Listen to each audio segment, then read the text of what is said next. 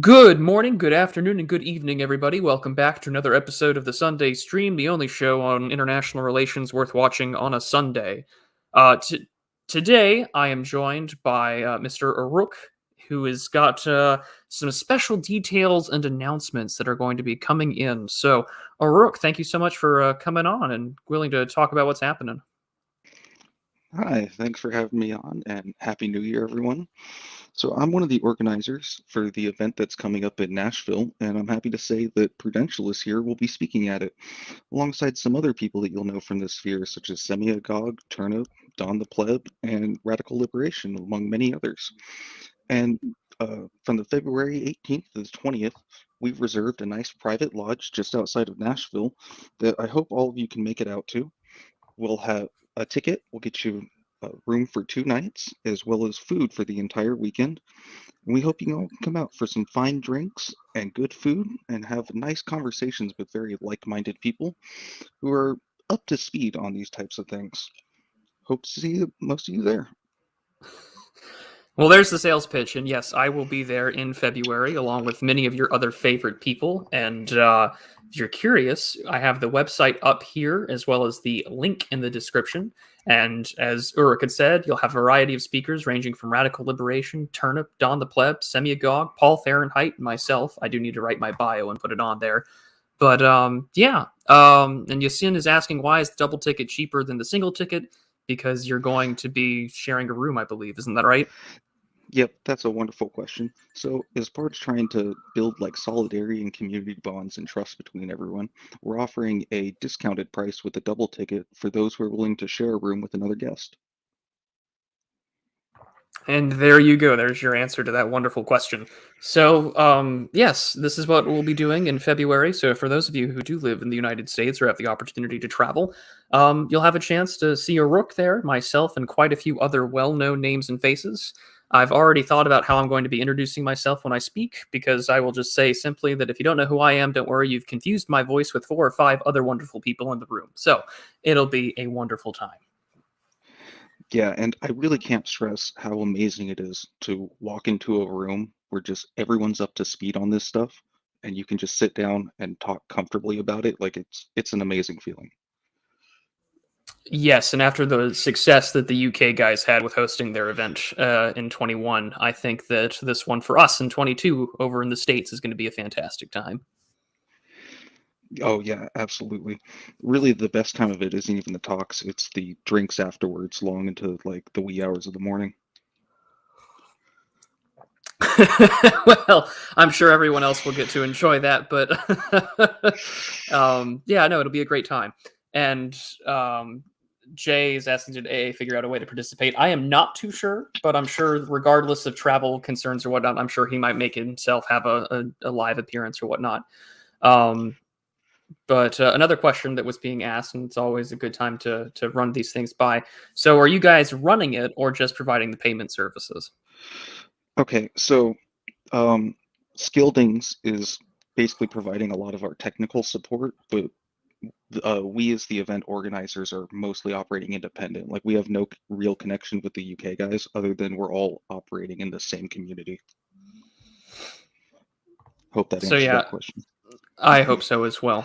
But yeah, this is what we'll be doing in February. And what was the date again? That's February 18th to the 20th.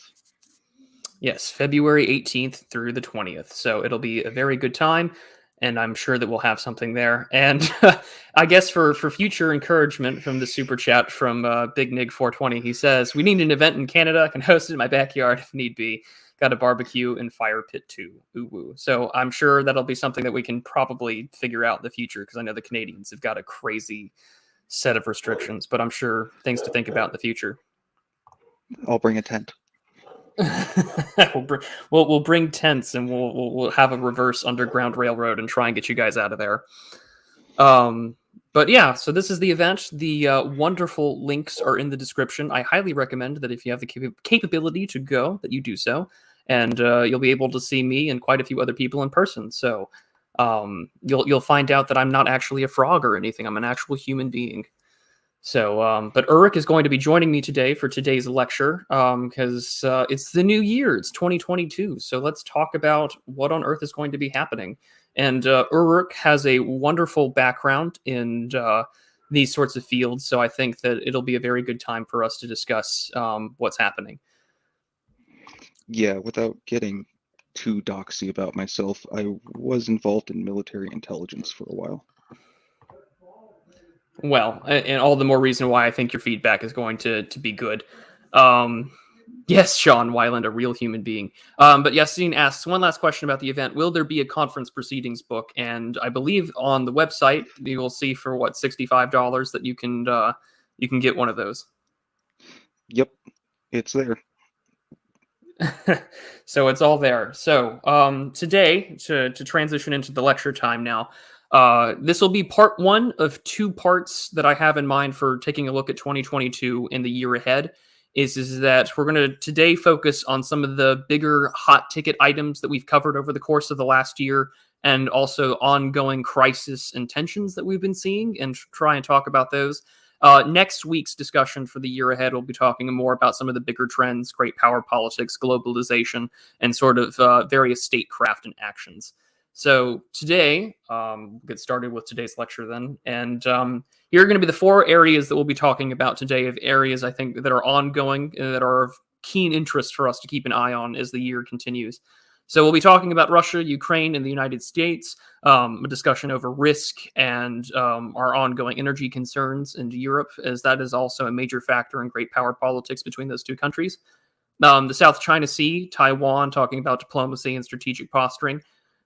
Turkey and its economy, because we know that right now there's rampant inflation and Erdogan is in a precarious position, not only because of elections, but also because of his ongoing foreign policy.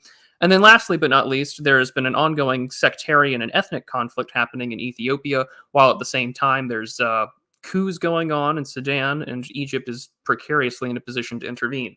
So with all that being said, I think that this is a good way for us to start taking a look at the year ahead by examining some of the conflicts and tensions that 2021 carries over. So let's begin. So we'll start off with Ukraine and Russia and the United States. There's a variety of things that I think is worth breaking down here, as well as talking about for the next year. And O'Rourke, if you have anything that you want to add at any point in time, just chime in and we can talk about it. So as we've seen over the course of, good Lord, now it's been since 2015, since President Yanukovych has been ousted, and there's been a lot of significant American influence that played a role in that. And from there, we saw shortly afterwards, of course, the annexation of Crimea, ongoing support for Russian separatists, and fighting in the Donetsk and Donbass regions. But since then, the United States and the Russians have put in a significant amount of military buildup along their Eastern European borders and their allies. Of course, Russia supporting Russian separatists in that area. There's a good divide between Eastern and Western Ukraine when it comes to both identification with the Russian state, their political alignment to what we would consider the West, the European Union, the United States, NATO, etc. And then, of course, sort of that, the Kievan Rus, the greater Russian identity that exists there. And pretty much it's an even split in half of the country that we can see from like the 2010 election in Ukraine onwards.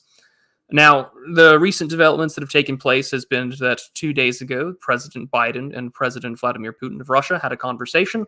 And the recent talks sort of reaffirm and also handle really the seriousness of the situation. Not only of Russia's territorial concerns, as we've talked about in recent streams, that there has been a comparison that if Ukraine were to join the North Atlantic Treaty Organization, that it would be akin to what the Russians call the Caribbean crisis, or what we know as the Cuban Missile Crisis. Because oftentimes when it comes with NATO membership, that means the placement of short-range strategic ballistic missiles, and that's a significant issue and area of concern, because over the last 10 years, and probably more, the United States and Russia have been slowly withdrawing and making unilateral moves away from strategic arms limitation treaties. What currently exists right now on the table, I believe, is SALT II, and that's just about it. One of the last things that the Trump administration did was a unilateral move away from testing ban treaties. However, these conversations are set to continue later, I believe, in 2 weeks in Geneva.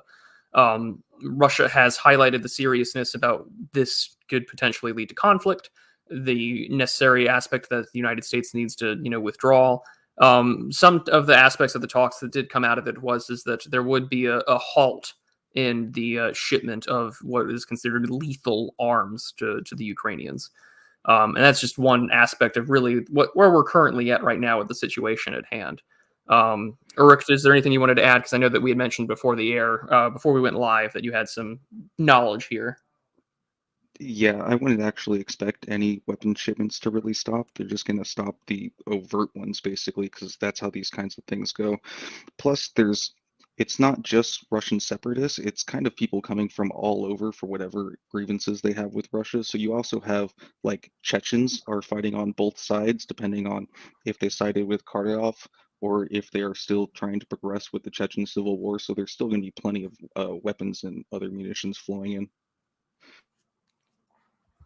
Yeah, I mean, I did know that the Chechens have been kind of moving in on both sides on that issue, and I think some aspects of Georgians as well. The last that I had taken the time to read this morning before prep, but yeah, I mean, there's a lot going on here, and I wouldn't be surprised about arms shipments, at least from the Russians into the region. I know that currently, right now, the United States has been threatening more sanctions on Russian officials as well as their banking system, which of course would not only escalate the situation but move things in a direction I don't think would be very positive for either side. There's even some Armenians that have joined up with the Ukrainians. Well, it's just a regular old party in the Balkans now, isn't it? um, but one of the bigger things that I think outlines the American position has been its leverage on the use of energy policy. Now, keep in mind that one of the biggest factors that has been in part for the United States post-Soviet Union, so it's been 30 years now, this has been a concern for the U.S. and its foreign policy establishment, has been a alignment or an agreement between the Russians and the Germans that would be counter to American interests in Europe. Specifically because historically, one of the bigger concerns about Russian reunification has been the argument over, Germany is a significant military and economic power in the country or in the region, specifically the continent. Reunification is a concern both for the Americans and the Russians at the time during the 1990s. And of course, the reunification happens. Over the course, though, of the last, I want to say, 15 to 20 years with Gerhard Schroeder and the moves under Gazprom, that we've also witnessed a sort of energy relationship happen between both the European Union and, by extension, Germany, between that and Russia. Which, of course, now is being played into the hands after American efforts have been trying to stop the Nord Stream 2 pipeline, especially after the first one kind of went off with success.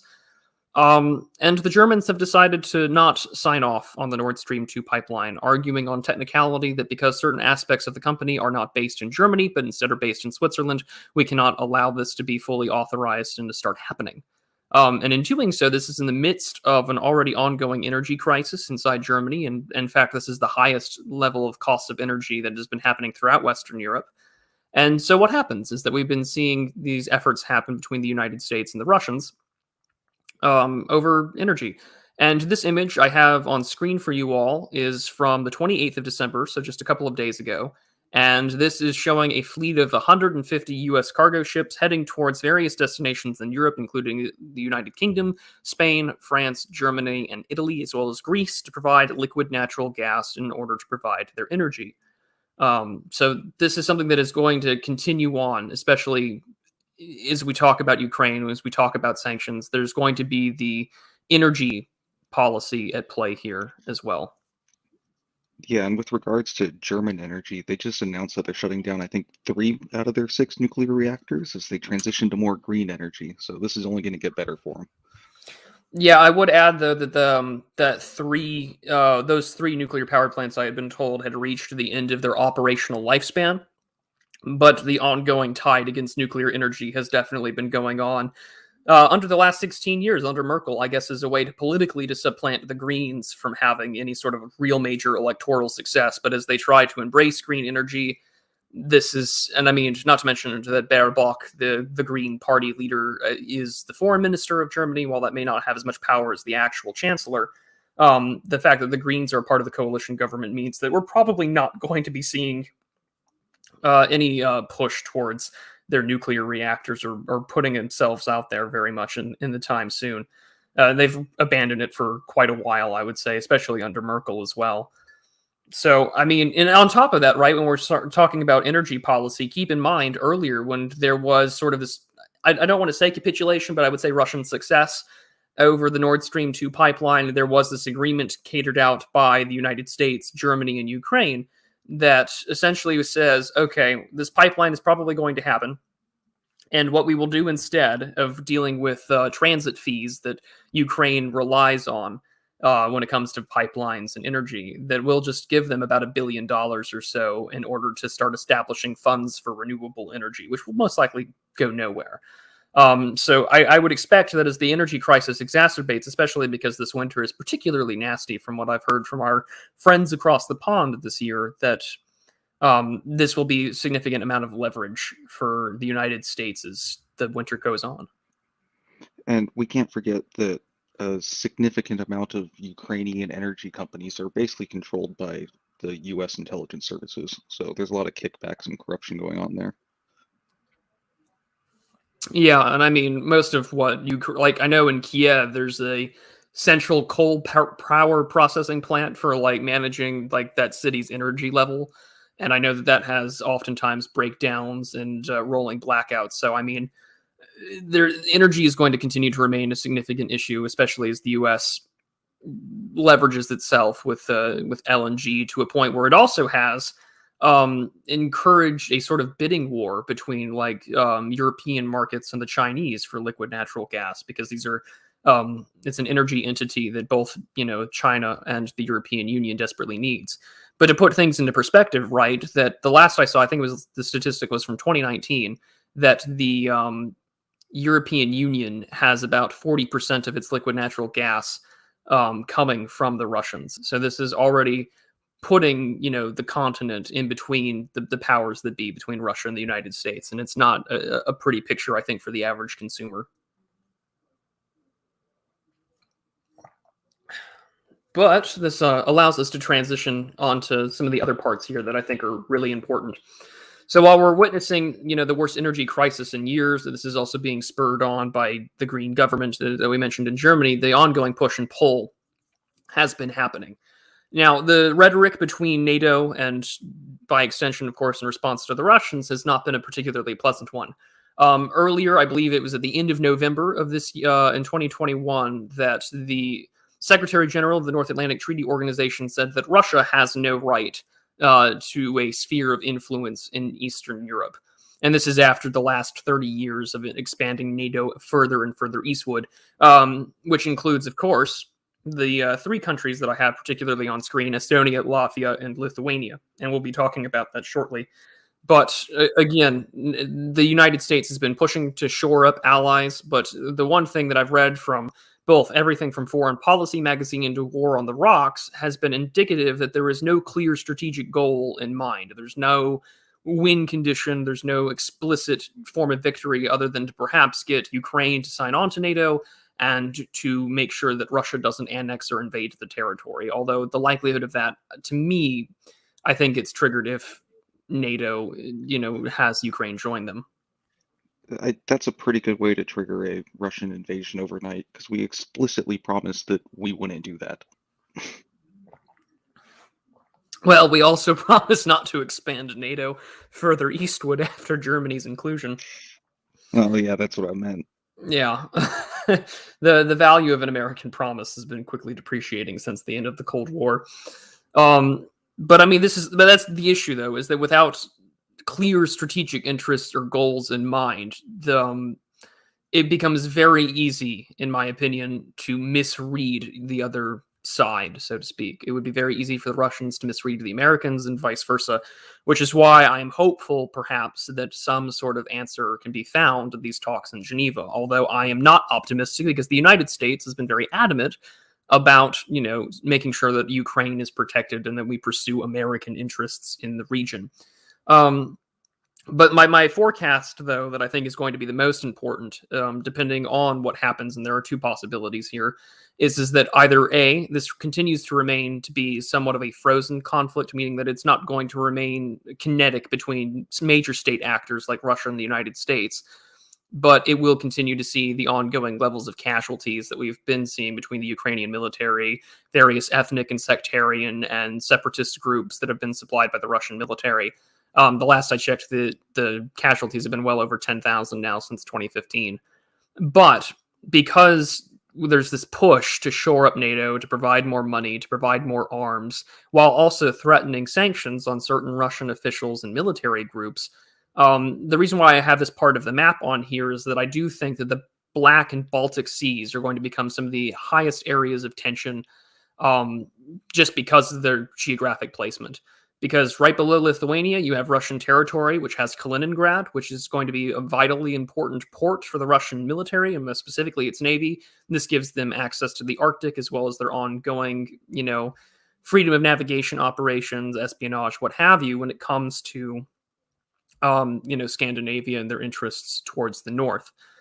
So if anything is to happen here, I would expect that there would be major military buildup between the United States, NATO, and her allies against the Russians, both in the Black and Baltic Seas. And as we've witnessed earlier in 2021, that sort of the UK Navy kind of got sent back from the Black Sea after an encounter with Russian vessels. So there's already ongoing tensions there, and I would expect them to continue to increase, especially as the rhetoric and saber rattling from both sides continues to escalate, specifically from the Americans. Yeah, I don't think there's any political will on the American side for overt kinetic warfare with Russia, although you could see some black ops running around, but that's common for everything nowadays. We've pretty much shifted to an entirely special operations oriented force. Yeah, and I mean, the ongoing factor, of course, being that with sanctions, the ongoing talks, the ongoing support, all of which is putting the U.S. in a precarious position. And I think of that, I would be very concerned, right? But there's a super chat here from Paul Fahrenheit, one of the other speakers. He says, think of Ukraine to Russia like you would think of New England to the U.S. I wrote an article on the background of the situation on place in my Substack. Well, Paul, I will be sure to read it after the show, and thank you so much for the super chat. I greatly appreciate it.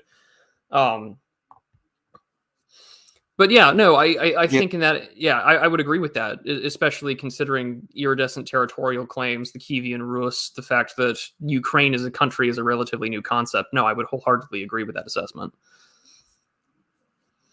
And by trying to pursue some sort of Ukrainian sovereignty, especially when half the country either ethnically or politically identifies with the Russian state, you are setting yourself up for a very you're setting yourself up for, again, by almost, and I've talked about this in previous streams, where I do think that where we're going on track, because I don't think the United States has the political will to do so, and those that saber rattle for it or go for Ukrainian security, as you'll see on either Fox News or MSNBC from various congressmen, is that this only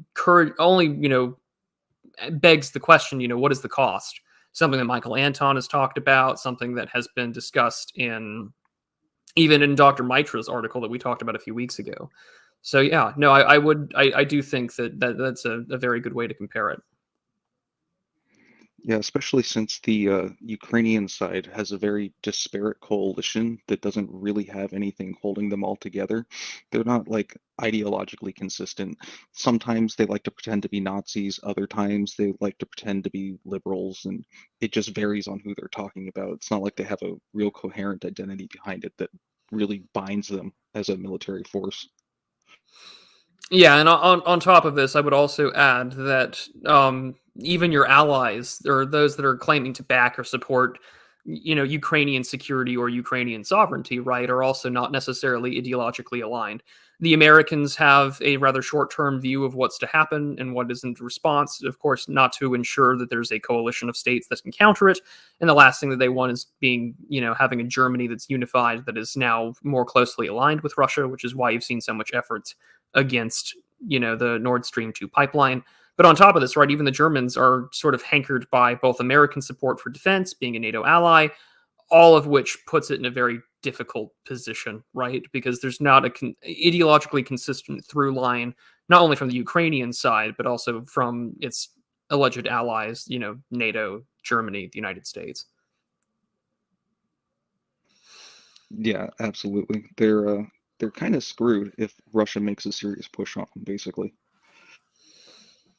Yeah, and I mean, with all this in mind, my predictions, or at least my forecasting, at least with the Russian and Ukrainian conflict, is that the preferred option would be to sort of maintain, at least in the United States' view. By that, I mean the government, its establishment, foreign policy advisors, its SecDef people, that you would probably prefer to have a situation akin to Syria, where you want internal disputes, where you want various forms of ongoing conflict that doesn't necessarily involve you while still supporting it. I almost would compare it to sort of the Saudi arms sales that we've been giving them off while they waste a bunch of M1 Abrams and Tomahawk missiles in Yemen. All of which, right, I think would be preferable in order to sort of keep Russia preoccupied, especially while you're, at least for right now, in the upper hand of the energy front. I would expect, though, in the near future that Russia would probably either put more political pressure as the energy crisis exacerbates, or B, of course, manages to successfully pull off something in the Donetsk or Donbass region, because they managed to basically get away with Crimean annexation with little to no pushback from the West aside from sanctions. The long-term destabilization isn't necessarily going to work out because the more it hurts Germany, the more it's going to push them towards the Russian sphere of influence. Yeah, and this is the very careful balance and line that the United States is trying to walk. And I think this is why we've seen the sudden shift with the liquid natural gas shipments, especially because Germany is hurting. So I would expect that this precarious position and fine line will continue to be walked, but I am not confident that the United States can maintain this, especially if it decides to escalate the situation, either with more arms, either with more clandestine works, or more directly with sanctions. And that would be sort of my highlight for what I think is currently going on with the ongoing crisis. We will probably revisit this topic after the conversations in Geneva, because I feel like there's definitely a lot for us to break down. But in the meantime, this is what we're currently seeing. And I do think that tensions are going to be continuously, probably will deteriorate in the meantime, as the U.S. tries to keep Germany within its own sphere of influence economically through energy. But at the same time, it's trying to put this show of force, while I still, at least in my opinion, think that it is tactically spread thin, both with its focuses in Eastern Europe, the Middle East, Sub-Saharan Africa, and now, of course, its most major area of interest, that being over Taiwan and the South China Sea. Which I think gives us a good transition towards the next area of interest. All right. Which I think is an excellent transition, of course, to the South China Sea and Taiwan and the various problems that we've talked about here. The last time that we discussed this issue, of course, was Dr. Mitra's 4 questions over the cost and what would the strategic goals be of the United States to accomplish this. So, to give a little bit of background, of course, there is a general sense of unease and also the likelihood that either through kinetic or political means inside the island of Taiwan, that the Chinese could make a move. However, there's also a lot of arguments to be made against that. We'll dive into those. But as the Taiwan Semiconductor Manufacturing Corporation has announced its recent moves, both to Arizona and Phoenix to have some plants there, but also to move to Japan and be operational by 2025, illustrates that there's probably not a lot of confidence in what could potentially happen in either Taiwan being reunified, or if the Americans and its coalition can hold off and defend it. And even if it does, you're now going to be engaging in what I think would be a very lengthy conflict. Keep in mind that that company has roughly a 50% market share on semiconductor production. It pretty much supplies a good chunk of the world, including the United States, which is vital for computers, cars, virtually everything when it comes to computer parts as well. This is partially a reason why we've seen with supply chain issues, not only from the Chinese, but also from this company as it tries to make its moves and start to move production away.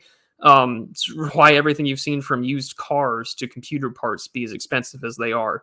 But the other major factor to consider when it comes to this, not only the move, but also Taiwan and dealing with the Chinese, is that the rare earth mineral market does play a major factor here. Roughly anywhere between 85% to 91% of the market share comes from China, and that plays a major role in American security interests as well as virtually anyone that wishes to challenge it, which is vital for the production of semiconductors, vital for the production of virtually any major security factor when it comes to our technology.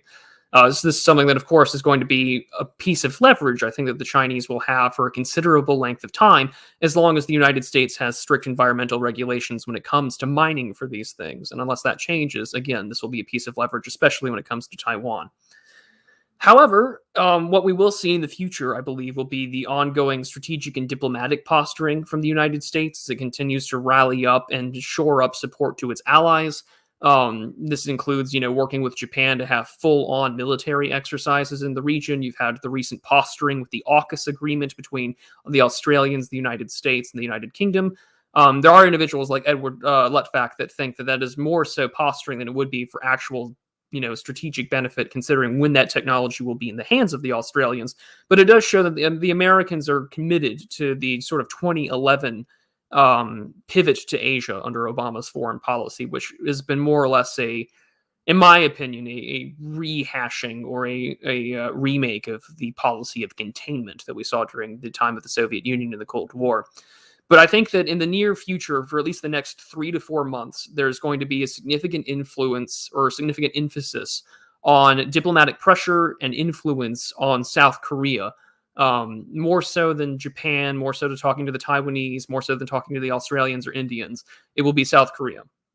Moon Jae-in had made a statement under the Trump administration saying that they are committed to Taiwanese security.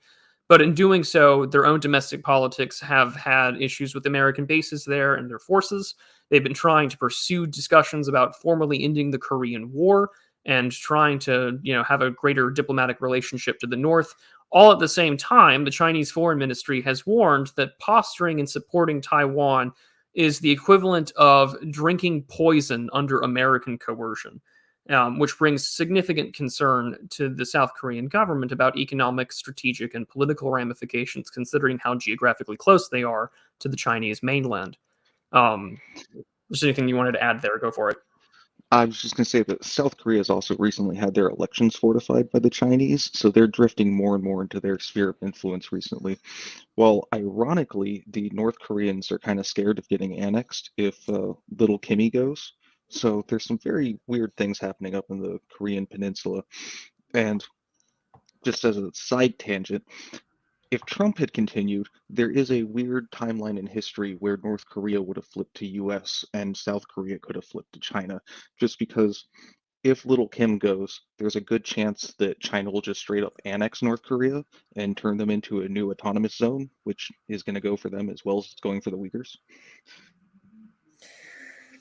Well, I mean, the other issue to consider, right, from my understanding of the domestic side of North Korean politics has been the sort of rivalry of sorts between Kim Jong-un and his sister, who, of course, has been in charge of propaganda, torture, the sort of internal security of the North Korean state. Although she has been vocally, from what I understand, rather more in line with Chinese interest. I am a little skeptical of Chinese annexation of North Korea. I think that they would probably prefer North Korea to exist as its own independent buffer state, because I can't imagine that the Chinese would want to take on a project of wanting to manage and take care of millions of malnourished and also with nuclear material. Perhaps annexation was a little too extreme, but they're definitely slowly being absorbed more and more into the Chinese government than the North Korean elites are comfortable with. Yeah, and I mean, the other thing, and Steve points this out in chat that I think is really interesting. He says, China successfully exerted economic pressure on South Korea a few years back when the THAAD missile defense system was deployed there. And I do remember that. There were, I believe China had sent back not only some of the South Korean foreign ministry and its diplomatic attaché, but also I think they had exhibited something akin to sanctions, if I recall correctly, back around 2016, 2015, when there was THAAD missile deployments. But yeah, no, China does have a much stronger position of influence over, say, South Korean affairs than, say, we do, at least in that area. But again, this is an area of concern, right? And I think that annexation of North Korea is probably not likely. I do think that the buffer state would be far more in their interest in that area. But again, China is going to be remaining focused on that economic pressure and diplomatic warnings. I think that what we've recently seen from the flashing of tech of sorts, whether this is talking about satellite kill weapons, hypersonic missiles, tensions are going to remain high. But I think that this is also a baring of teeth of sorts to let the Americans know that this is not going to be a conflict that can be won easily. Especially right now, as there's been, of course, the announcement that there are American troops on the island of Taiwan that are trying to provide training and instruction on how to resist an asymmetric warfare. Two, that American submarines, including Ohio-class submarines, are near the island, and there was sort of a collision about 2 months back. And then three, there's been multiple incursions over the course of the last year over what Taiwan calls its air defense identification zone, which does cover a significant portion of the Chinese mainland that, of course, borders next to Taiwan. But all of this goes back to that issue, right? Is that we've talked about on this channel in the past has been that there is the issue of American policy and its contradictions, because since the sort of rapprochement with China and the 1971 trip that Kissinger had made, there was the acknowledgement that yes, that Taiwan as the island itself has significant territorial, history when it comes to the Chinese, and that the Americans recognize those claims. The problem is, of course, the anti-communist position of the American political system at the time would significantly limit that. And in fact, it's been that case, I believe, since 1979 that we sort of recognize this two China position. However, our rhetoric has changed since 2011, more so about defending its independence, making sure that it maintains its free democratic state, all of which, right, puts us in this very precarious position. Yeah, but as for China's precarious position, I don't actually know if they have the force projection necessary to sustain a conflict across the strait, because those are some rough seas, and it's harder to do that than people realize. Well, not to mention geographically, I know that the northern part of the island is far more mountainous. There's been, I know, some documentation that's been released that Chinese plans would probably go for the south, which has a significant majority of the airfields, or at least its major international airports. That could be used for capturing. But on top of that, right, you also have the issue, which comes to the other side that we talked about earlier when we started on this topic, was the discussion about Chinese force projection and its capabilities. There has been rolling blackouts inside of China. There's been a shortage of coal. There's been also water issues there as well. So the question becomes, do you have the necessary domestic manufacturing, the domestic energy capability for force projection? This isn't to say that, both Taiwan and China have artillery capabilities that could shell each other to oblivion, or at least the coastal cities. But since, unfortunately, the American government is adamant about its defense, we're in this position. And I think right now it's going to remain at this rather tense standoff. But one thing I do think that China has as a card under its sleeve of sorts, of course, has been the increased economic pressure it has through the Association of Southeast Asian Nations. It's trying to leverage more influence and try to rapprochement with the Vietnamese, because the Americans were there not too long ago with Kamala Harris visiting, which it did not go very well at all.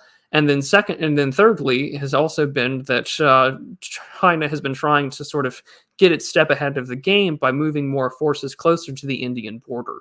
So it's not as if they're going to be pushing themselves out there to such a degree, but they are also having the ability to exert influence through economic and strategic means. But the 136th in chat points out, he says, China is lessening its dependency on coal to nuclear.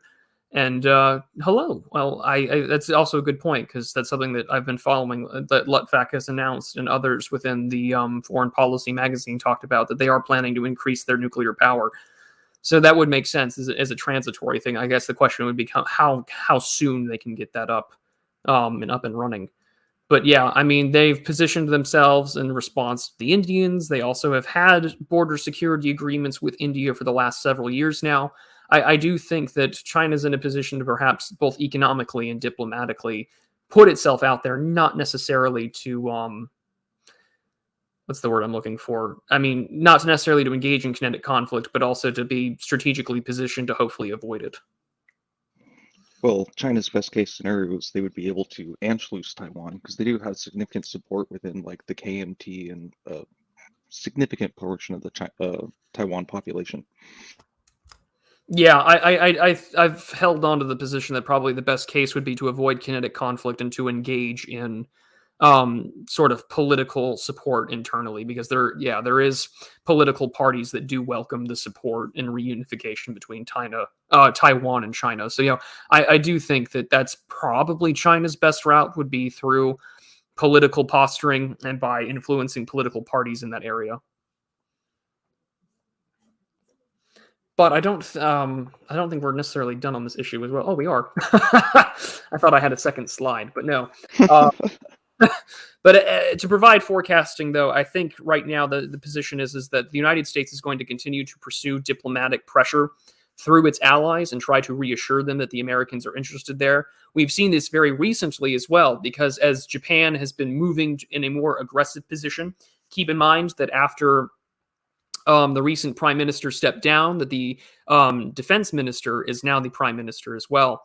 And the assistant prime minister has also worked in the defense and foreign ministry as well. So I do think that there's a lot of pressure there, because in fact, the Japanese and the Chinese government have opened up a direct hotline between the two countries to discuss them.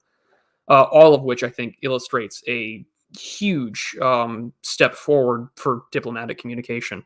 And I think Sean Weiland had probably a very good comment to add. Internal political capture is what the CCP is good at. Same with Australia, Canada, etc., especially in New Zealand. And I think that comes with the territory of what we're kind of seeing now out of Australia, is the sudden reaction to the fact that, hey, our industry, our real estate, and a lot of our academics are now being influenced by Chinese dollars. And the question becomes, is it too late? Well, I think it's too late for might even Canada and be New Zealand. it might even be too late for America, because while we are doing this ostensible shift, what actual actions have been taken to reduce the domestic influence of China within the US? Like the Confucius Institutes are still running strong. There's no real sign that we've actually made a shift in that way. So I think ultimately America would never go into a kinetic engagement over Taiwan because they simply can't from the elite support. Yeah, no, this is something that we've talked about on stream in the past, about the revisionist versus status quo state. Is that with the Chinese, I've argued, I think, in my opinion, I think they're more of a status quo state, because even though you're seeing a push towards to sort of contain the Chinese politically, to contain them strategically, to sort of paint them as a human rights abuser, similar to what they've done with the Russians since the early 2000s, is that okay? But at the same time, the Americans still have them as a permanent most favored nation status with the WTO, and it's been that way since the 1990s. They still have their Confucius centers running here in the United States. Spying on China has not worked with any degree of success, at least by having people in the territory. And then fourthly is that we still have various academics and institutions in the United States that are literally begging Congress to stop investigating them for Chinese espionage and theft of intellectual property, all while it still happens right under their noses. The biggest story right now out of that has been going through Stanford University. And this is on top of the fact, right, that, and this is the fifth and bonus point for all of you here listening, is that since the 1980s, most of the technology and the intelligence that we share with the Israelis gets sold up the river to the Chinese government. So this is significant in our ability to conduct a kinetic conflict with the Chinese. It would simply not be possible. Which leaves us with this posturing, diplomatic cover, more economic, investment, and encouraging FDI in this area. Kinetic conflict, I do think, is highly unlikely, and you'll find yourself both at a political and diplomatic standoff. We also in America have big tech literally running the White House. The Biden administration is pretty much all tech executives. And at the same time, those big tech companies are running military programs inside of China. And they're not working with the US military for those programs. So yeah, it puts the United States in a very precarious position, which I think, again, reinforces the fact that kinetic conflict, I don't think, would be likely when information can easily be compromised, and that even with the precarious position, because I do think, as Radical Liberation has pointed out, that despite the precarious position China's economy is in, they have both the intelligence means, the diplomatic means, and the economic pressure that they do have within sort of that near abroad region within its own borders to probably mitigate the likelihood of any conflict happening. So at this point in time, I think we will see an eventual political, move for reunification from Taiwan internally, and that a lot of the strategic posturing will probably not work for Taiwan in the long run, maybe not in 2022, but sometime in the near future. And it'll still be there, though, for the policy of containment. There is certainly, I think, a lot more that we can only scratch the surface on in terms of the information that's available. But I think that will be our analysis and our good look at what's to come in the coming year, as well as in future years, as well as we see with the South China Sea, Taiwan, and both American and Chinese economic and diplomatic pressure. Which I think gives us a good point to start talking about economics again, because I think Turkey is going to be a very interesting place to look at, especially in the next year. So, of course, for those of you who have been paying attention, and this was a great conversation I had over in Semyagog's chat on Telegram not too long ago, Turkey has been flailing economically. The lira has crashed. You've seen inflation up around 30%. The lira has lost 40% of its value against the dollar. And the currency remains weak as energy prices soar, and there are now, bread lines, literally bread lines outside of Ankara. So there's a lot of issues that can happen here. And I think that Turkey is in a very precarious position, both with Erdogan's health, his isolation politically, especially within the region between Russia, Israel, and of course, the European Union and the United States. And on top of that, right, not to mention you have elections in 2023 inside that country. And we'll break all of this down in just a minute. But I think one of the biggest things that comes to mind when it comes to any economic crisis in a country that has had attempts to have, leadership ousted or removed becomes the question of, will they try again? As we know, in 2015, the United States did certainly try their best to put a coup in place. Erdogan manages to survive. It has a significant purge of the military. And on top of that, right, there's been a very cold relationship between Ankara and Washington for a very long time because of that, because the person that is allegedly at the head of this coup attempt is seeking asylum or has asylum and has residency here in the United States, and it was in 2016. So there's been a very high level of tensions between the United States and Turkey since then, which of course has only been exacerbated because for a variety of reasons. One, the American government and its allies had supported Kurdish military forces in the fight against ISIS. And in doing so, this is in the backdrop of the fact that Turkey has been more or less fighting a 50-year ethnic conflict to its east when it comes to the Kurdish people in there. The Kurdish Workers' Party, the YPG, are all considered terrorist organizations to the Turkish government, even long before Erdogan was in power. And on top of that, you have the issue of the fact that the Turks have been purchasing Russian military equipment for the last few years. This also includes the what's the word I'm looking for? This includes S-400 ground-to-air missiles as well, all of which, right, has put a very tense relationship because Russia is still a member of the North Atlantic Treaty Organization, NATO, all which has definitely made it very difficult in that region to maintain a diplomatic relationship. And as we've talked about on previous episodes of the Sunday Stream, this is on top of the fact that Turkey continues to use the migrant crisis over with the European Union as a leverage card with itself and the EU. At many points in time throughout the last few years, we've seen Erdogan discuss that he has more or less a 4.5 million migrant trump card that it can unleash on Europe at any time. But this is on top of the fact that the question remains, does Erdogan have the capability to maintain power? Does he have a vanguard more or less to keep him in place, especially as the economy continues to tank and there has been rioting, protesting throughout most of Western Turkey, all of which, right, puts Erdogan in a position that may lead to potential, support for a revolution or support for color revolution, all of which I think are high possibilities of being, at the very least, attempted. But also on top of this is that you have health concerns. There's been reports within Turkish press and American intelligence reports that his health has been deteriorating. He's not been making the same number of public appearances as well, and it puts them in a very interesting situation.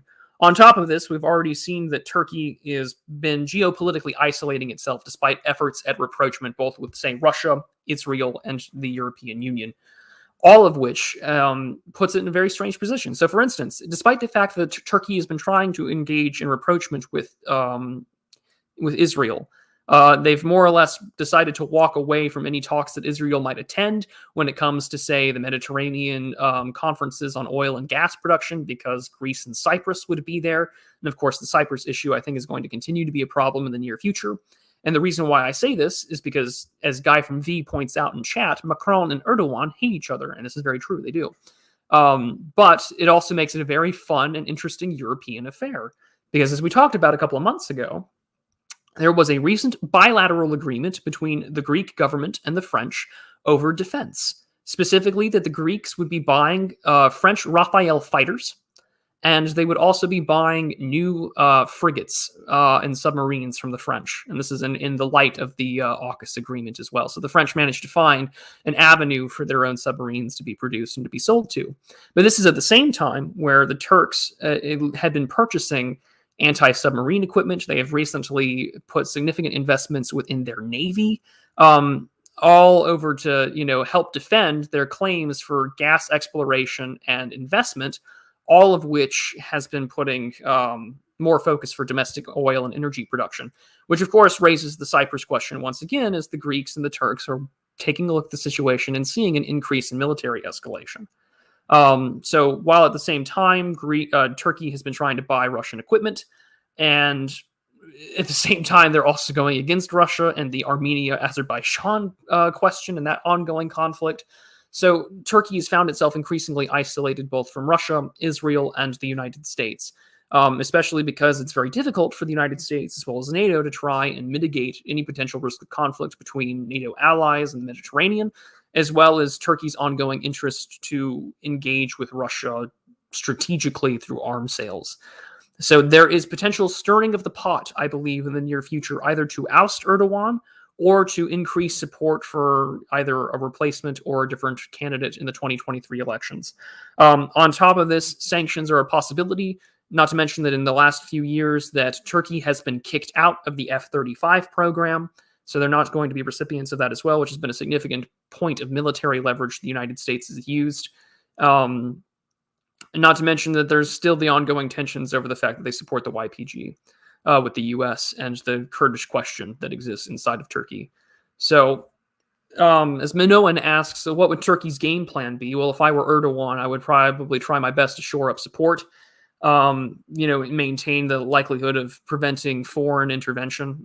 He's already survived that once before in 2016. I'm sure he's taken significant steps, both in military and political purges, to prevent that from happening again.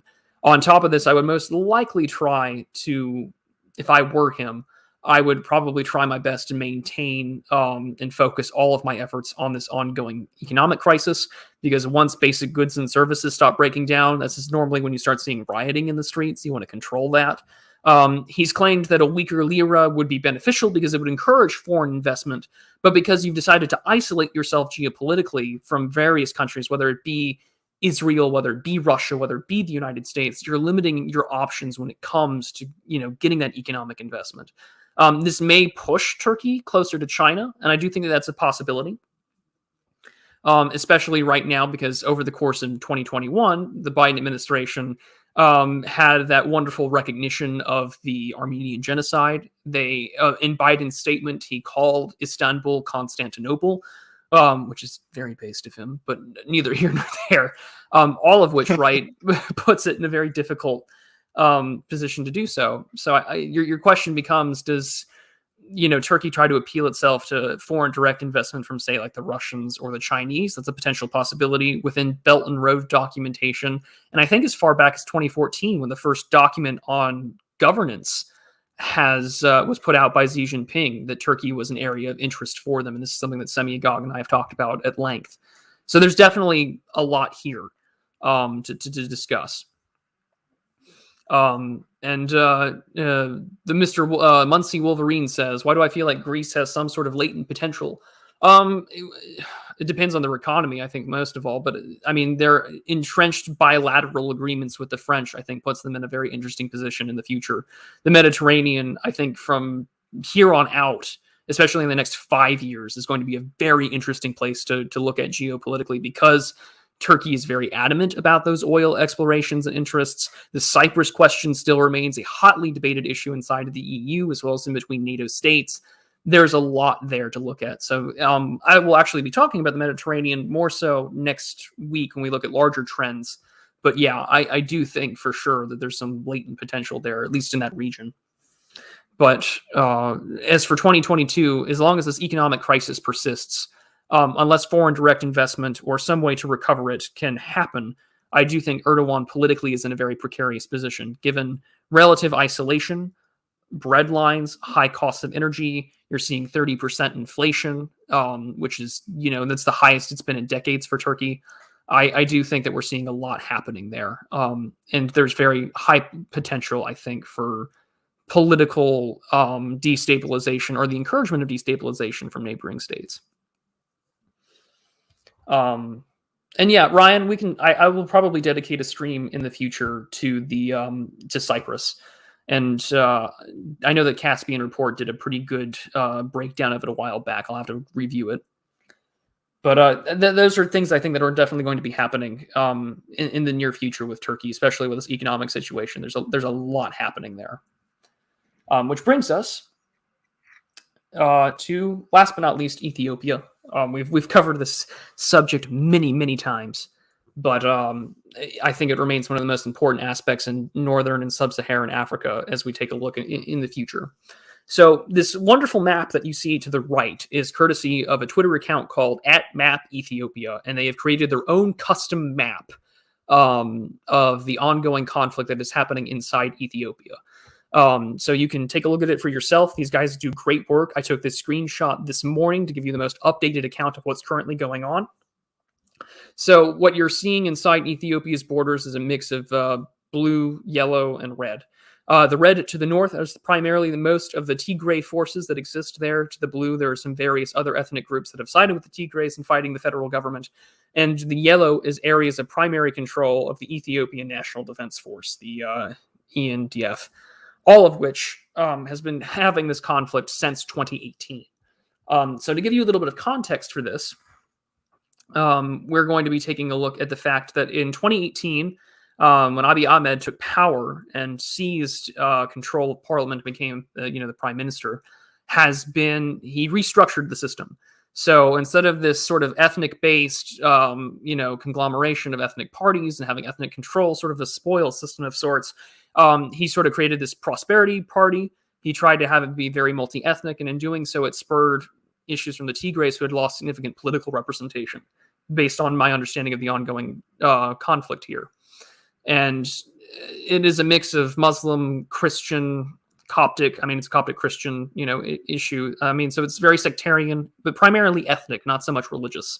Although there is a definite religious undertones there, because there are Muslim groups that are fighting the Ethiopian national government. But the map has definitely changed over the course of the last few months, as the Ethiopian National Defense Forces have been buying armed drones from the Turks, and they have been engaging in what is considered to be total conflict or total war in this area. The fight against the Tigrays has been considered to be scorched earth, which has led to several international levels of criticism, both from the United States and various other parties in there, including Israel and Egypt. And I believe, as Tom Nguyen points out, the Eritreans are also fighting the Tigrays in the north of their border, because they're trying to avoid any sort of border skirmishes as well. But this is all happening sort of in the backdrop of an issue that we have been talking about, and I've done 2 full streams on it now. The wider backdrop, of course, is the Grand Ethiopian Renaissance Dam, Sudan, Egypt, but also China.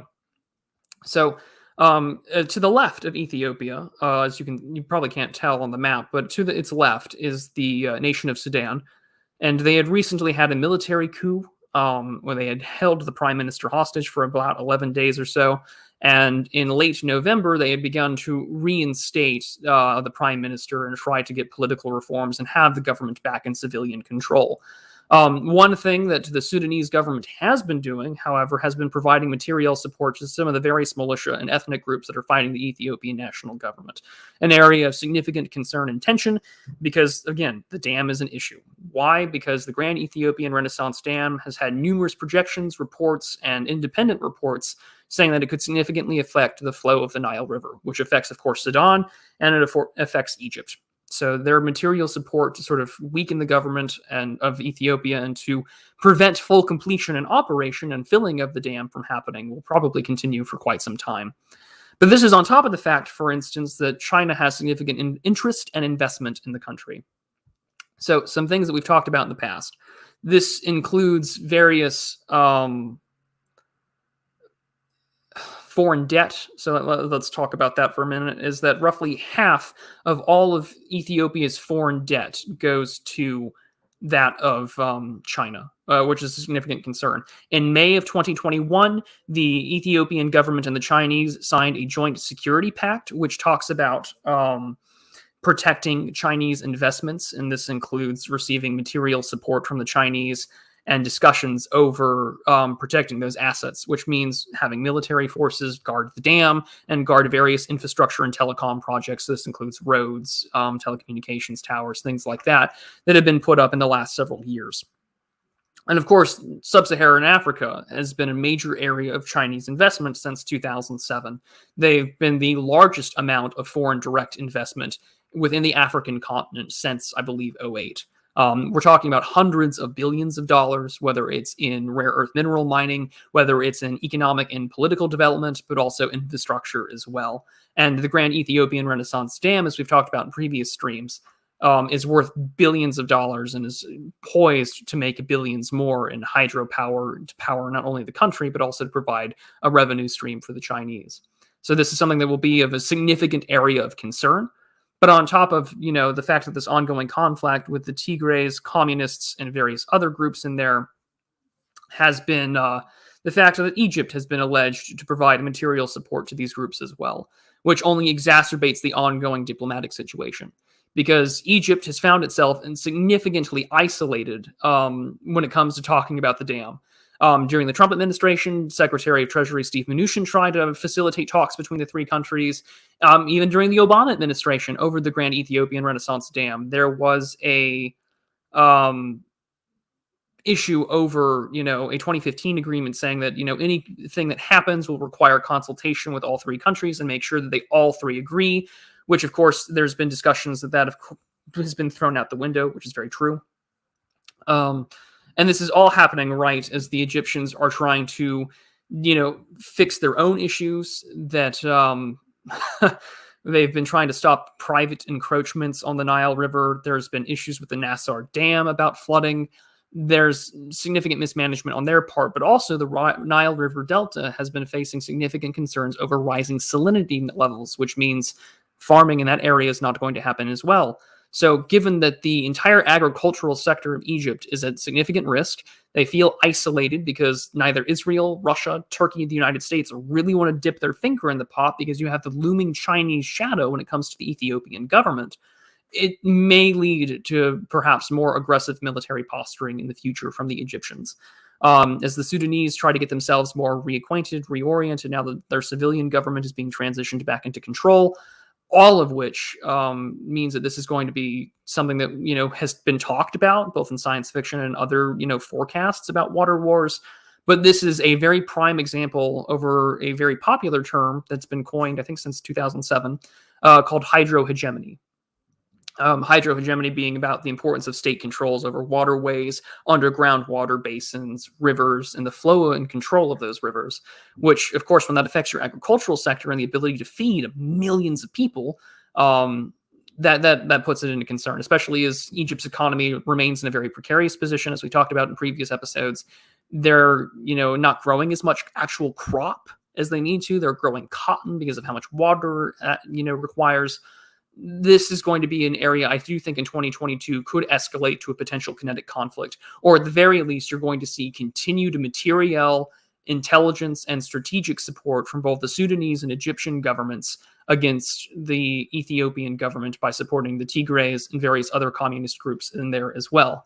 As for the United States, I do know that there has been significant Ethiopian pressure and lobbying, both from immigrant groups that exist here, that kind of put them in a position to support the rebels more so than the actual government. But again, this has been through various lobbying efforts, and the American government, I think, has been more or less very back and reserved in trying to engage in this because, of course, we provide significant material and foreign aid support to the Egyptians, and the Ethiopian government, of course, has a lot of investment and backing from China. So I do think that in the near future, especially in 2022, this region is going to be something that we pay very, very close attention to, because the likelihood of just various groups and arms being flown into that region is going to be ongoing. And I do think that you're going to see some proxy conflicts happen in there, especially as the Chinese probably want to make sure that their investments are kept protected and actually become operational.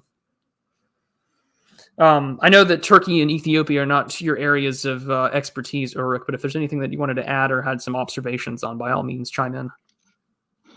Yeah, no, I don't really have much to say about Ethiopia. Unfortunately, I'm not G'd up on it at the moment. Well, no worries. For those of you who are interested in knowing more about the Ethiopia situation and the Grand Ethiopian Renaissance Dam, we do have 2 previous episodes of the Sunday stream giving our full attention to it, talking about hydrohegemony, the Egyptian government, and how much money is just being flown into this area. There's a lot going on there. So we will focus on this definitely in the future as well. So those are our 4 regions for today. And we went over the hour mark for the lecture part. So we will conclude, for this is part 1. Next week, we'll be focusing on great power politics, areas of, I think, regions of significant importance. The Mediterranean will definitely be one of them. South America will also be there. And I do think the Eurasian portion of the world are going to be my 3 major areas of focus on top of the usual multipolar world that we live in.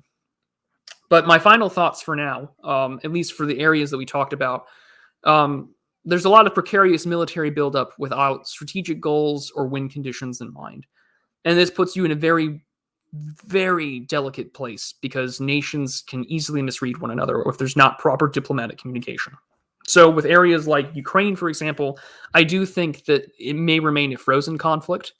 That area of tension is still ongoing, but I don't think you'll see anything hot or kinetic directly unless something completely out of, I think, character would happen, whether that's, basing rights are argued or agreed to, or, actual technology and arms that we typically don't give to the Ukrainians starts being moved that way. This is on top of the fact that Russia has been putting itself out there more with say, for instance, the Poland-Belarus situation.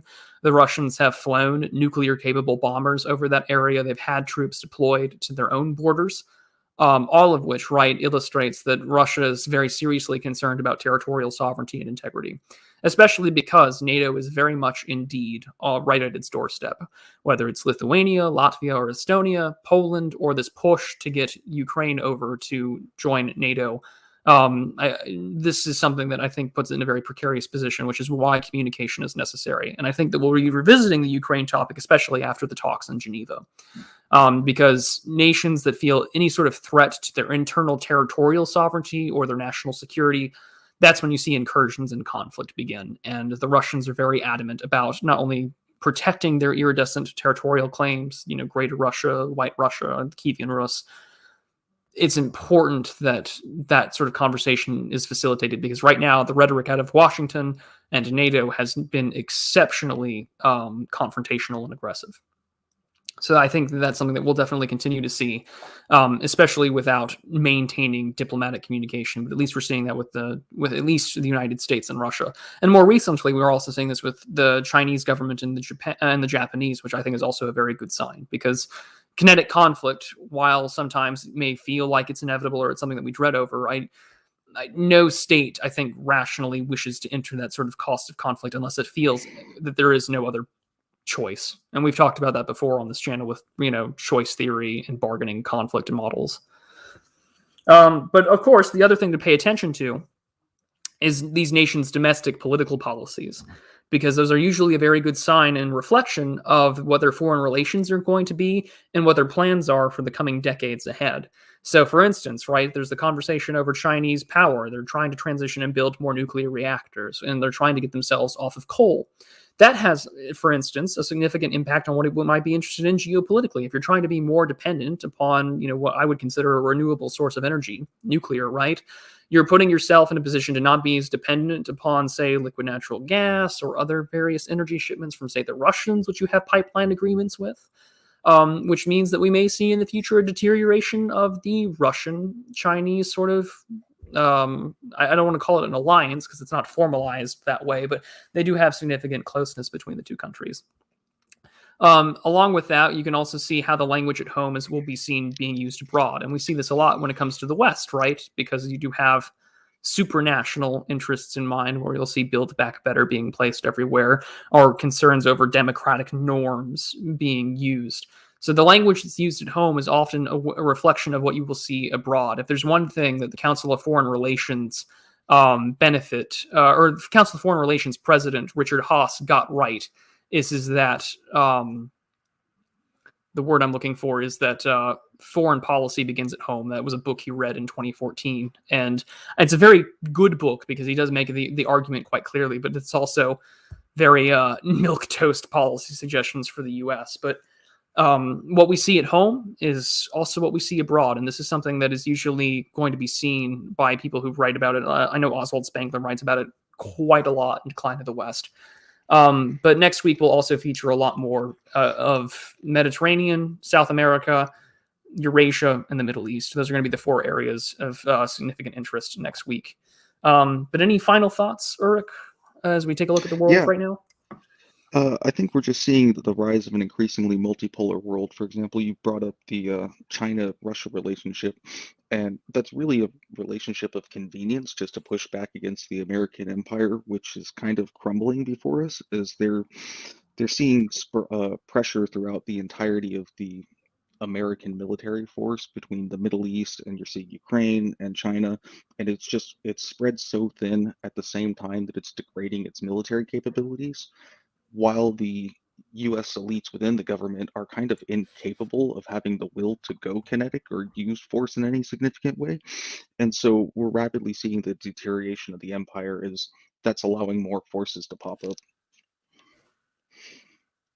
Yeah, and I mean, there's I'm gonna have to find the text. I think I'll reference it next week. But there was a conversation that happened in the 1990s that Barry Posens talked about, and that various other Reagan foreign policy officials talked about as well. When the conversation is that we are we're entering a multipolar world order in which the United States is woefully unprepared for, because the United States' rise to empire and its rise to power, both from World War I, World War II onward, came at a time of multipolar European decline, and that its only real rival at that time, of course, was that of the Soviet Union, at which at any point in time did the Soviet GDP ever equal parity to the United States.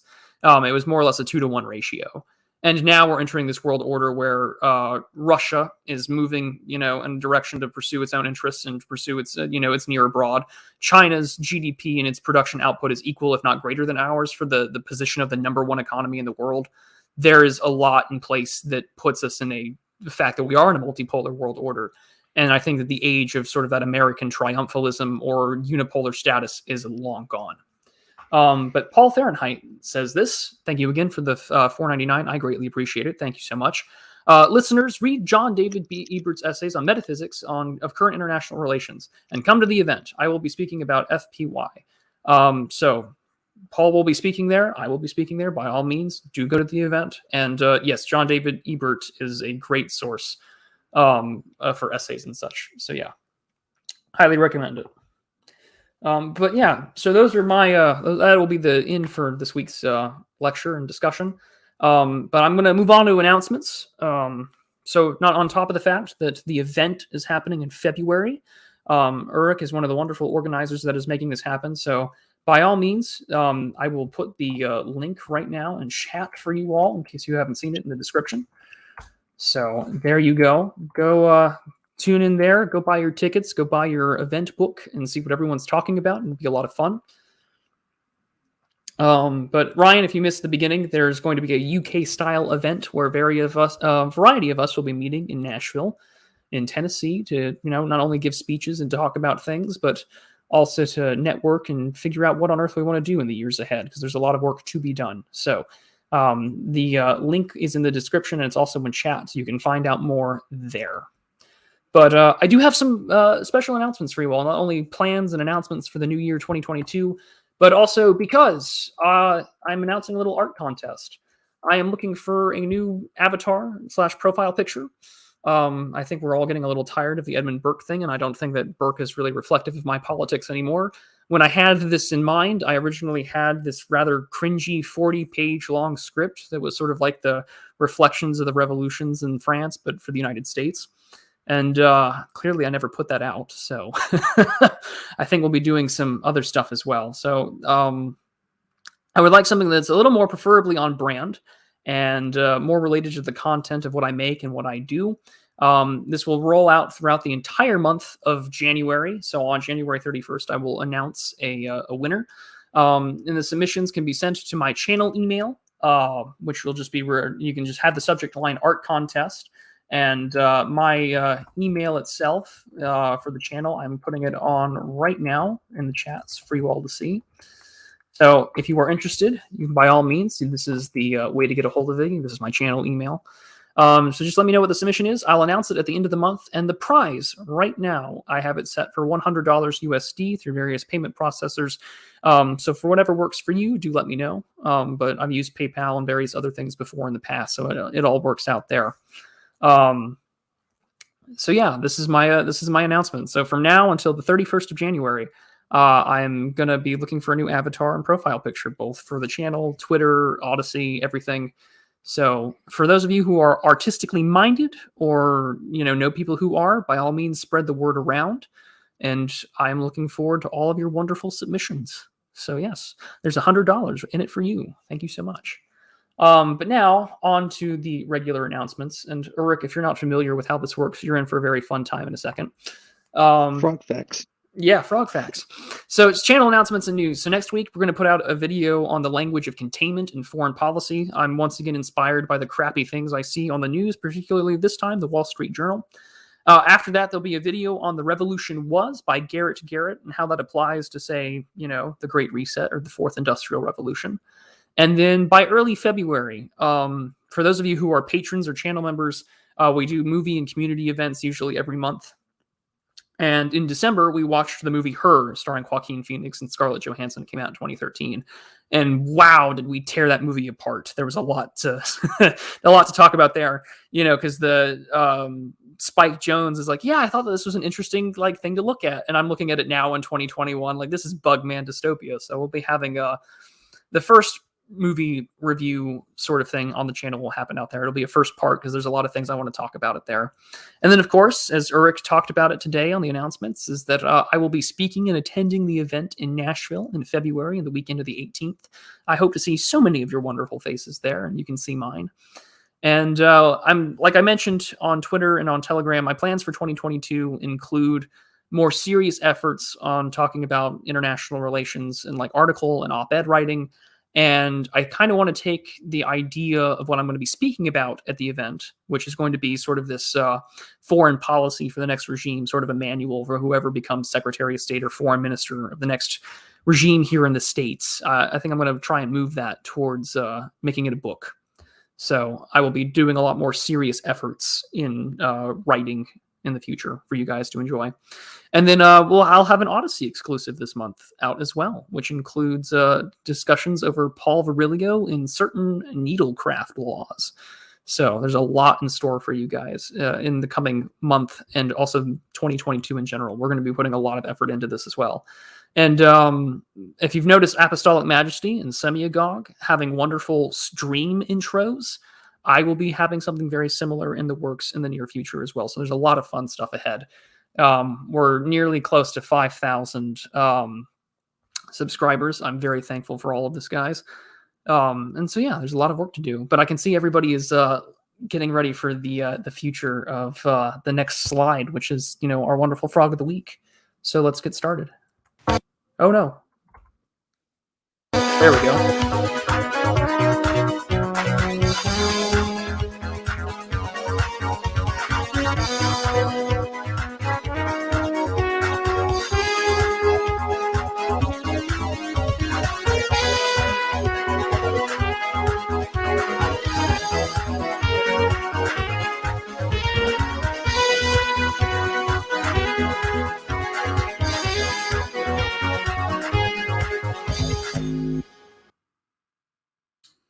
As always, thank you so much to Cyberpunk Internal Affairs for making that wonderful theme music intro. For those of you who are fans of Chrono Trigger, it's based off the frog theme. And this week's frog of the week is the Seol frog, or the soul frog, also known as the soul pond frog. It is known for its golden irises, its bumpy greenish yellow backs, kind of giving it a toad-like feature, and its reddish yellow undersides and bellies. Long thought to be a subspecies of various pond frogs in South Korea, it was recently discovered about 15 years ago or so that it was its actual own species, so it's its own unique kind of frog. Fully grown, its adults usually reached about 2.5 inches in length, so about 6 centimeters or so. The females, of course, are larger due to the fact that the frogs are sexually dimorphic, and it is considered to be an endangered species by the South Korean government. But they are putting significant efforts for actual, habitat protections and such, so it's doing a very good job there. So good on the South Koreans for trying to preserve another wonderful frog friend. And that, ladies and gentlemen, is the soul frog, the frog of the week. And we do this every Sunday, so at the end of our lectures, no matter how dry, dystopian, or oftentimes how black-pilling they can be when we take a look at the world and how things are going, we can always end it on a good note with the frog of the week. So, as we get to the end here, of course, I can catch up with all of you all in chat, hang out with you guys if you had any other questions, and shill. So again, thank you to my top tier patrons who donate $20 or more each month on Subscribestar, link in the description down below.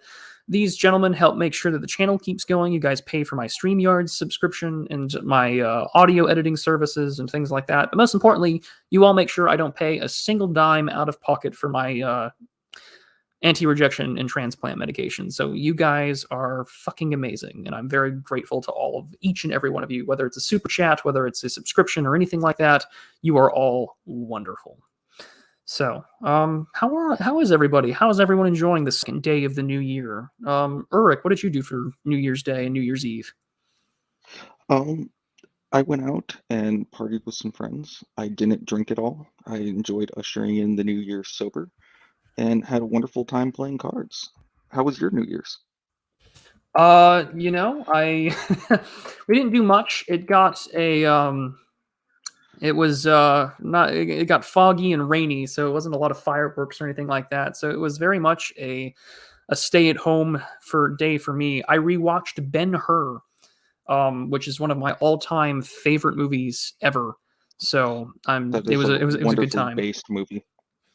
It is, and I think that I'm going to be doing a stream on it soon with Gio Panischetti from Break the Rules, because it's also one of his favorite movies. So if you're going to see two guys get worked up and everything over one of the best movies ever made.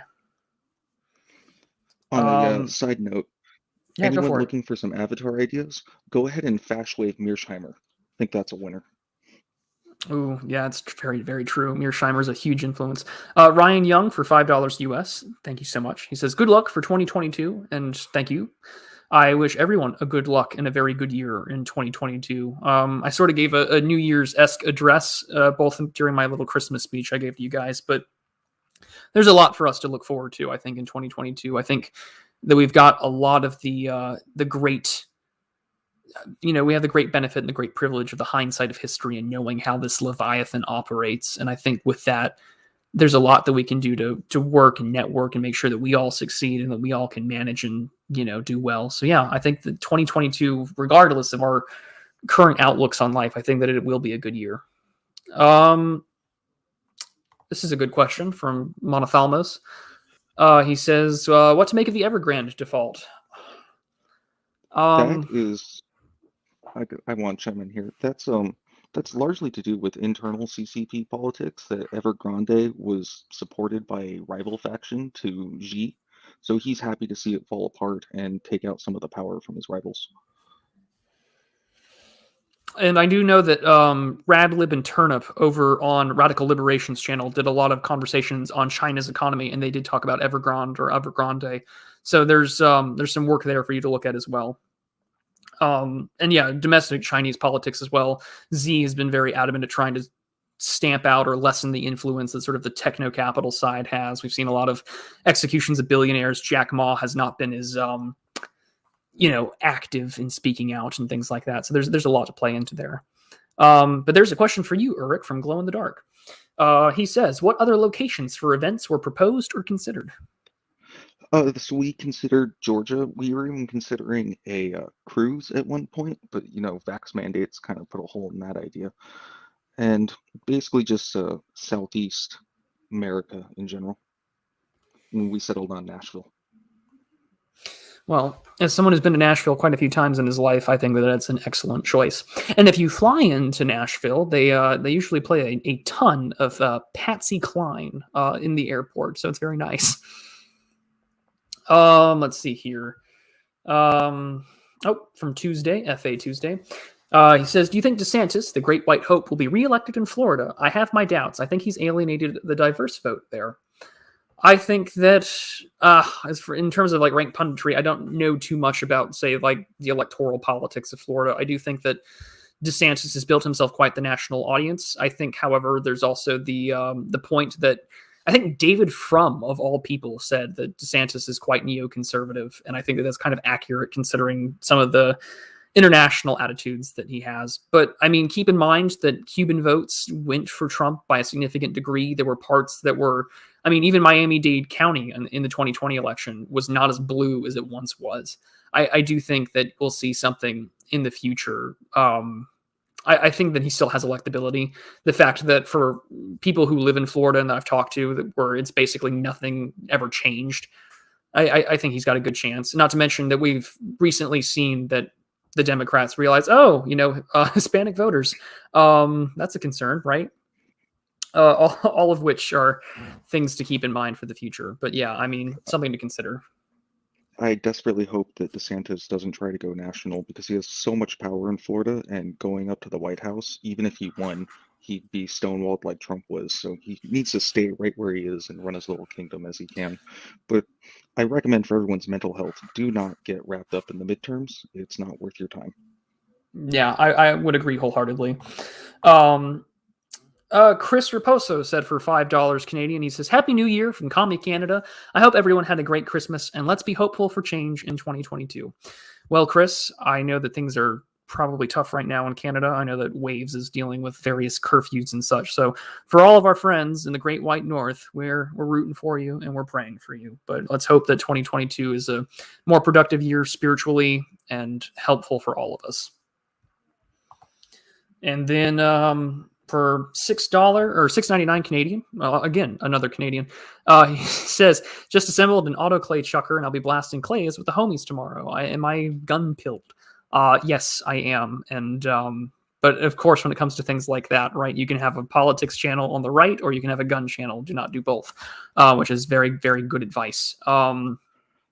But yes, I am. I'm quite the enthusiast, and I'm quite a fan of things like clay pigeon shooting, target shooting, and hunting and things like that. So yes, I am. And in fact, as I've talked about in a few other channels and chats, I'm also a muzzleloader enthusiast. So there's a lot there. Quite a fan of that stuff. On a side note with that, YouTube has recently updated its guidelines that anyone who, quote unquote, promotes a gun manufacturer can be removed, which I think is specifically targeting like Steven Crowder, since he has that sponsorship with whatever. Oh, that's also a good point. There's a new ADV podcasts vid that looks interesting. I haven't watched it yet, though. What is going on in China, I think is what it's called. Well, now I have to look up ADV podcast or ADV podcasts on YouTube. Interesting. Oh, you haven't heard of ADV podcasts? No, I haven't. I now feel bad. So it's run by two different dudes, and their names escape me at the moment. I'm sure somebody in chat will bring them up. But It's two guys that were basically the only white guys in China that were broadcasting on YouTube, and Okay. they've both since run away and safely gotten out of China. And yeah, they're giving perspectives on China as people who lived in China for like a decade or Uh, more. yeah, I just opened up their YouTube channel. I'm subbed. I follow people like Balding's World and stuff who ran a business in worked business in China. Now no longer lives there, but he's got some very good takes, and he's written some very excellent essays on China. And he's got his own website, Balding's World. Is definitely someone I follow. But now these ADV guys, I'm gonna have to start listening to. Yasin In asks, in terms of ballistic missile interception systems, how does THAAD rank? What is its successful interception rate? Well, I know that you asked that earlier, and Google gave me this wonderful rocket.com thing here, but they said that flight testing and post engineering and manufacturing development configuration of THAAD began in 2005. And it says, as of July 2017, THAAD has maintained a 100% success rate, with tests saying 15 successful intercepts within 15 attempts. But let's also see here. How effective is THAAD? This is from July 2020. It says THAAD systems FTT-23 remote launching capability was tested by the U.S. Missile Defense Agency to destroy ballistic missile threats in August 2019. It successfully detected, tracked, and intercepted medium-range ballistic missiles targets during its testing. To say how effective it would be in actual use IRL against these missiles, I could not give you a very accurate answer, but they seem to work. Otherwise, I don't think that there would be a lot of selling or pushing them on to various nations where we focus on missile defense. You But always need to take that stuff with a huge grain of salt oh yeah, because partially you have the military industrial complex just wants to sell stuff. And you're never going to say that my defensive missile system doesn't work because that's just inviting people to shoot at you. So who really knows with any of this stuff? And when they do tests, they always tend to skew it more towards making it easier on the system to shoot down. So who knows? You'll yeah. never know until they actually use them. Agreed. It's the same kind of question when people ask me about research. Like, there's stuff that you can cite from Cato or the Foreign Policy magazine or even the Heritage Foundation. Always go for their sources, but I mean, you have to take what they say with a grain of salt when you know their background and stuff. So, I mean, we will definitely see. So yeah, I mean, I don't know, and even Urich couldn't tell you for sure. Those tests are probably not very accurate, but who knows? Tom Nguyen says hope for Eric Zemmour. I listened to his translated New Year's address, courtesy of Skeptical Waves. If you're not subscribed to him, you should be. I don't know. I mean, I would like the French election to go in his favor in April of this year, but I'm not 100% positive. I'm fearful that you may end up in a situation like Le Pen, where she makes it to the second round, or he makes it to the second round, and then everyone sides against him. But the more I look at the situation electorally in France, the more I think that Houellebecq's 2015 novel Submission is all the more applicable. I'm very hesitant about Zamor just because I'm seeing a lot of US media pick him up, and they talk about him derogatively ostensibly, but then I think it was Atlantic had a hit piece on him where they also photoshopped him as looking like Napoleon. So it seems to be that they're getting propped up by the lefties in a weird way, and I'm not sure how I feel about that. I mean, the same thing happened when like Tucker started to interview Viktor Orban. So I mean, who knows? I mean, it would be nice. I just to hear that rhetoric and to hear someone have a political party called Reconquest, at least to me, is refreshing, and it's Oh yeah, nice. taste. I don't think that if he win or loss, I don't think that sentiment is going away anytime soon. That's for sure. And it's certainly a Um, win for the French right that they've made those talking points acceptable. oh yes. But at the same time, right, it also has the precarious position with like the AFD in Germany, where if the AFD takes up a position, it's basically toxic to any other right of center party. So who knows? More ranked punditry questions, but let's go for it. We will definitely elect a Democratic governor in Texas this November. We'll start chafing under the O'Rourke regime this time next year. So I will be devil's advocate, and I will say no. I don't think that O'Rourke's electability is nearly as strong as it was in 2018. You have his entire sort of descent into, blue check Twitter madness from the 2020, primaries. He has not stepped down from his hell yes comments when it comes to gun control.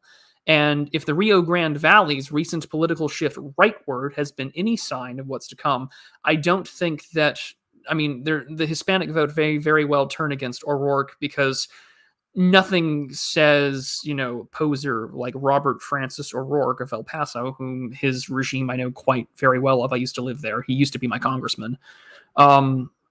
I don't think that'll go well for Hispanics that, went rightward on the issues of immigration and went rightward on economics. I think it'll be close. I think it really is. I did a little thread about this when he announced. I think it will really come down to who survives relatively unscathed from the Republican primary. That will determine it. And yes, Abbott has moved rightward to survive the primary election, but again, I don't think that O'Rourke's chances are as strong as people think. But we'll cover a few more, and then we'll wrap up here. Let's see here. Yeah, Minoan, O'Rourke, God have mercy on you. Let's see here. Yasin asks another interesting question. Do you believe that improvements in ballistic missile defense, lasers, satellite-based interception, etc., will break nuclear deterrent? That's a really good question, Yasin, because one of the things that has really been very scary to think about when it comes to this technology, and O'Rourke, you might have some things to add here, is that there's been a lot of talk about hypersonic weapons, because it's very hard to tell the difference between a hypersonic missile launch and, say, a traditional ICBM launch with a lot of our aging early warning detection systems. This literature is probably a couple of years old at this point, so this may be not necessarily updated, but that's a concern. I don't know how much we've put into satellite-based interception tech. I know that there's a lot of Star Wars talk from the 80s about it. I'm not up to date on this, and that's something that I should probably do more research on. I do know that there's been, discussions about laser-based weaponry, whether it's on fighter craft or even sort of the test of Able 1, right? The 747 with a laser on its nose to shoot down nuclear weapons and launch them.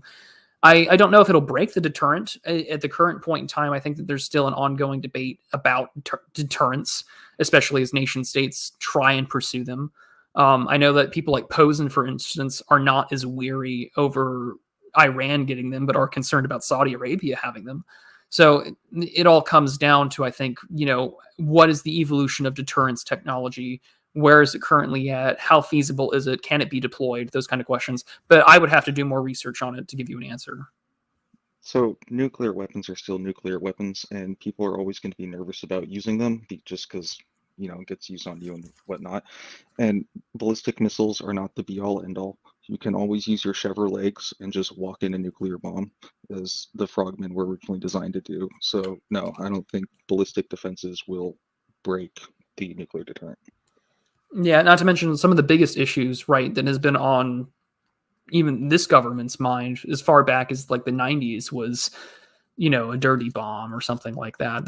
So breaking, the deterrent through ballistic missiles, yeah, it's not the end-all be-all. Not to mention, my concern is about like the Saudis having it, considering that they've been funding Wahhabist extremists across the country and had a much larger role to play in, say, what happened in 2001 than, say, Afghanistan ever did. I'd be much more comfortable with Iran getting nukes than I am with Saudi Arabia. Oh yeah, I share that position. Yeah, I do, wholeheartedly. But yeah. Oh, and a Charlie Chieftain says the Boeing laser project was canceled some time ago. Well, then there you go. That also answers that question when it comes to laser-based weaponry. I thought that project was still in operation. And that was targeting ballistic missiles at takeoff, so it's limited use, very, very, very limited use. That even if it was working and still running around, like you had to have the plane in the air in the area where that ballistic missile was taking off in order to use it. Which raises a whole bunch of airspace concerns to begin with. And then last but not least, so we'll just talk about this a little bit. Le Pen has always been right. It's in her blood, and more importantly, the people around her. Where's this other chap come from? It's suspicious. Well, Zemmour has been a political pundit and right-leaning writer, essayist, and commentator for quite some time. His positions have been known for a while. I think that from what I've looked up on him, he's been rather consistent in what he's talked about. The issue is that Le Pen kicked her own father out of her own party, and that after her defeat in 2017, you also had the issue of her trying to be, appearing more moderate. So who knows? I mean, I don't think he's entirely suspicious, but I mean, there's also the media concerns, the propping up, the fact that he is taking a rather radical position. Who knows, right? And I do think that it should warrant in April an election stream. To Zamor's credit, Le Pen's father has backed him. Well, I didn't know that, so even better. So there you go. Tuesday says in the chat that Zamor is essentially their Bill O'Reilly. Aren't French politics corrupt? AF. I mean, aren't all Democrat I was about to say almost all democracies are corrupt. Most democracies are laundered oligarchies anyway. But yeah, I mean, these are all the things to consider.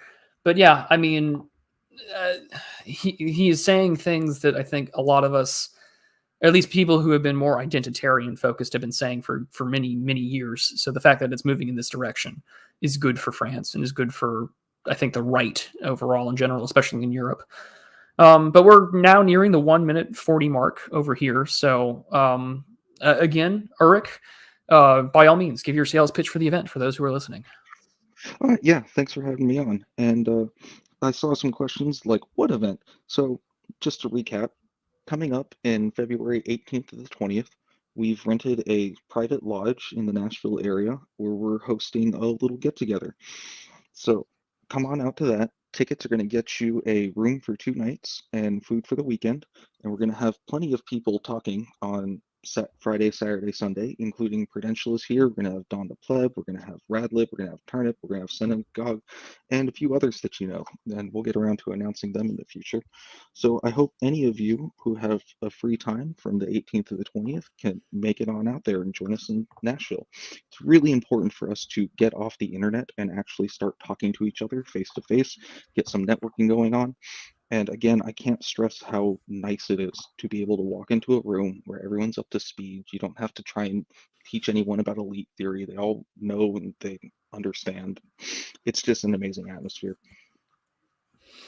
Yep, and I would agree wholeheartedly. So we will be, we will all be there in February. And if you get the chance to come on down and see us all over in Nashville, you'll get to meet us. We'll get to have a nice conversation and things like that. It'll be a very good time.